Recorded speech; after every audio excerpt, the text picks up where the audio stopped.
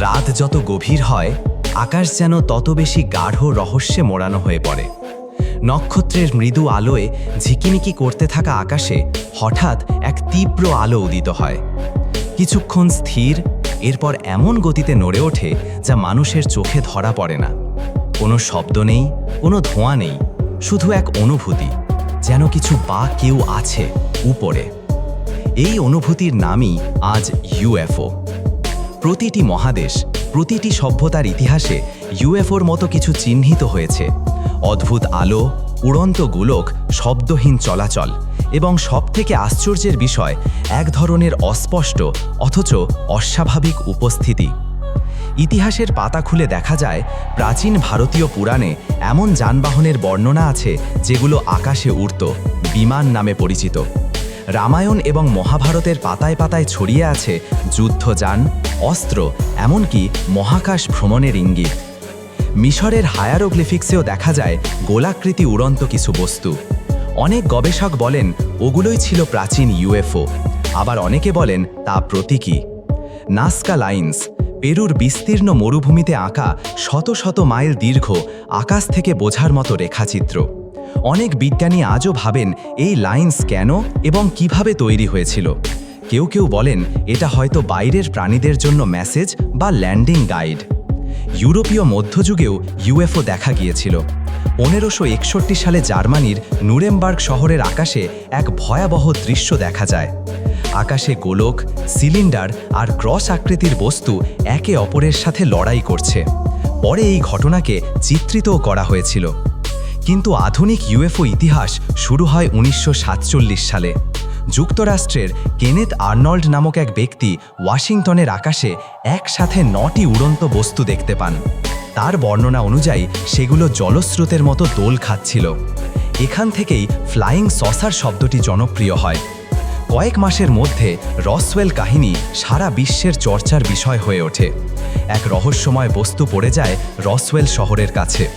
Military প্রথমে জানায় UFO, পরে বলে আবহাওয়ার বেলুন। তবে অনেক সাক্ষী বলে তারা অদ্ভুত ধাতব ধ্বংসাবশেষ, এমনকি অজানা প্রাণীর দেহও দেখেছে। এরপর শুরু হয় এক নতুন যুদ্ধ, তথ্যকে চেপে যাওয়ার যুদ্ধ। সরকার, গোপন সংস্থা, এজেন্সি সবাই মিলে মানুষকে চুপ রাখে। 51 নম্বর এরিয়া, নেভাদা, এমন এক জায়গা যেখানে আজও সাধারণ মানুষ প্রবেশ করতে পারে না। এই অঞ্চলে এলিয়েন প্রযুক্তির পরীক্ষা, গবেষণা এবং এমনকি জ্যান্ত এলিয়েন বন্দি করে রাখার গুজব ছড়িয়েছে বিশ্বজুড়ে। তবে ইউএফও শুধু যুক্তরাষ্ট্রেই দেখা যায়নি। রাশিয়ার উড়াল অঞ্চলে, ব্রাজিলের অ্যামাজনে, অস্ট্রেলিয়ার মরুভূমিতে, এমনকি বাংলাদেশের নিজস্ব এলাকাতেও বহু মানুষের অভিজ্ঞতা রয়েছে।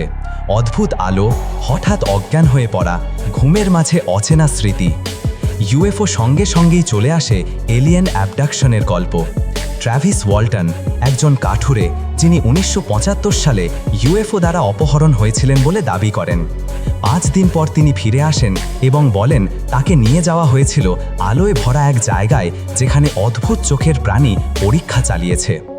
মনোবিজ্ঞানীরা বলেন এটা ট্রমার ফল, তবে ট্র্যাভিসের পলিগ্রাফ টেস্ট পাশ করে যাওয়া অনেককেই অবাক করে। এমন আরও শত শত মানুষ দাবি করেছে অপহরণ, পরীক্ষা, স্মৃতি মুছে ফেলা, এমনকি নতুন কিছু বুদ্ধি বা রোগ নিয়ে ফিরে আসার।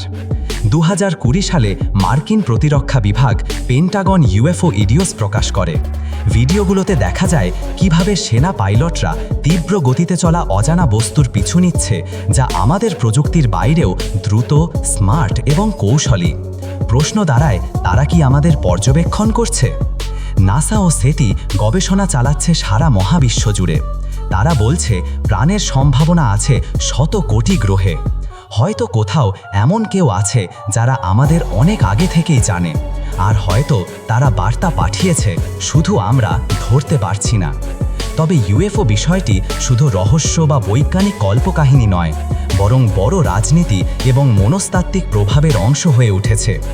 বহু দেশের সরকার ইউএফও তথ্য গোপন করেছে, কারণ সত্য প্রকাশ পেলে ধর্ম, বিজ্ঞান, সামরিক ভারসাম্য সবকিছু কেটে উঠবে। তবে তাতেও মানুষের কৌতূহল থেমে নেই। প্রতিদিন হাজার হাজার মানুষ ইউটিউব, টিকটক, টুইটারে ইউএফও ভিডিও পোস্ট করছে। কিছু ভুয়া, কিছু রিয়েল। কেউ বিশ্বাস করে, কেউ হাসে, কিন্তু প্রশ্নটা থেকেই যায়, আমরা কি একা? হয়তো একদিন একটা বিশাল জাহাজ নামবে আকাশ থেকে, হয়তো কোনো বিজ্ঞানী একটা সংকেত ধরবে যেটা এসেছে কোটি আলোকবর্ষ দূর থেকে, হয়তো তারা আমাদের সভ্যতার সূচনা করেছিল, আবার আসবে একদিন, হয়তো আমরা নিজেরাই তাদের এক্সপেরিমেন্ট। আজকের বিজ্ঞানের হিসেব অনুযায়ী মহাবিশ্বে প্রাণ থাকা স্বাভাবিক, কিন্তু সেই প্রাণ যদি বুদ্ধিমান, প্রযুক্তিতে উন্নত হয়, তবে তারা এখনো কোথায়? এই প্রশ্নই মানুষকে টেনে নিয়ে গেছে অজানার দিকে।